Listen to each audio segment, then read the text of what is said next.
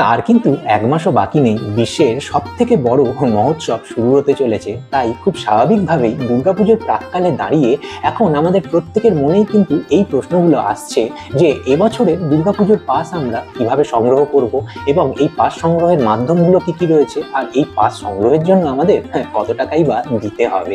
সত্যি কথা বলতে এরকম অনেক মানুষ রয়েছে জানেন তো, যারা সত্যি ঠাকুর দেখতে ভালোবাসেন, কিন্তু দুর্ভাগ্যের বিষয় 2 থেকে 3 ঘন্টা লাইন দিয়ে তাদের পক্ষে ঠাকুর দেখে ওঠাটা সম্ভব হয় না। তাই দুর্গাপুজোর যে আনন্দটা সেটা তারা পুরোপুরি উপভোগ করতে পারেন না। আজকের এই ভিডিওটা আপনাদের জন্য, আশা করছি এই ভিডিওটা আপনাদের প্রত্যেকের খুবই কাজে লাগবে। তার কারণ এই ভিডিওর মাধ্যমে আজকে এমন একটি পাসের সন্ধান দেবো আপনাদেরকে, যে পাসের মাধ্যমে আপনারা কলকাতার বুকে 36টা বড় বড় পুজো মণ্ডপের ঠাকুর দর্শন করতে পারবেন।